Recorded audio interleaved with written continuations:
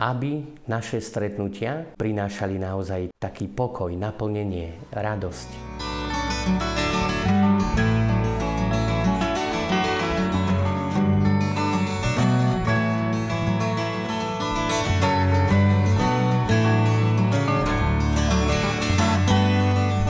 Pozdravina v Tumenge. Pozdravujem vás. Volám sa Marian Sivoň a som farárom v Letanovciach a zároveň som riaditeľom Centra pastorácie Rómov v spišskej diecéze Lačo Pastiris, teda Dobrý pastier. Ako už ten názov hovorí, tak venujeme sa vlastne Rómom u nás v našej diecéze, predovšetkým na Spiši. Mojou úlohou je trošku sieťovať a koordinovať tie jednotlivé pastoračné diela v našej diecéze. Naša služba medzi Rómami vlastne je taká, zahrňa široký záber, lebo nedá sa to inak robiť. Nedá sa to robiť len tak, že by sme len ohlasovali evanjelium, ale teda snažíme sa robiť aj takú charitatívnu a sociálnu činnosť.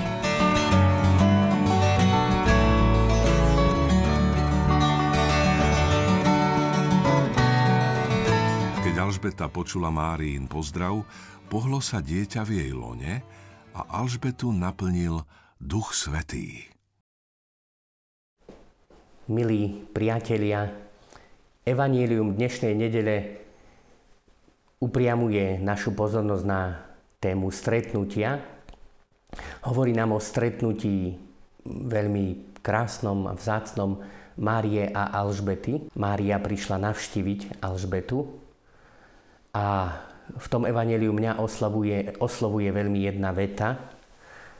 A to je veta, že len čo Alžbeta začula Máriin pozdrav, naplnil ju Duch Svätý. Môžeme sa pýtať pri tom, ako vyzerajú naše stretnutia, každodenné stretnutia, či rodinné, alebo možno pracovné a rôzne iné priateľské, kamarátske. Čo prinášam ja na tieto stretnutia? Aký je možno môj pozdrav? Či keď pozdravím tých druhých, či ich tiež naplní Duch Svätý? Naplní pokoj, radosť, dobro?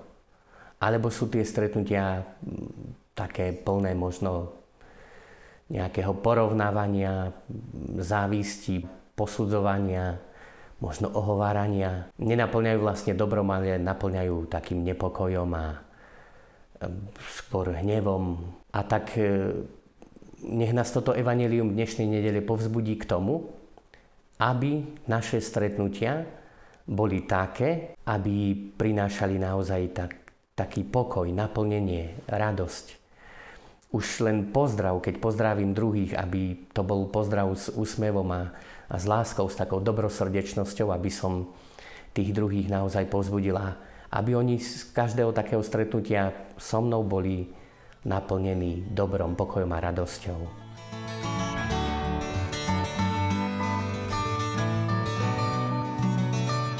Určite nás čakajú rôzne stretnutia, možno rodinné, pracovné a podobne, aby sme sa usilovali tieto stretnutia naozaj prežívať v tom duchu, ako bolo to stretnutie Márie s Alžbetou, aby to boli také stretnutia naplnené dobrom, pokojom, láskou a radosťou.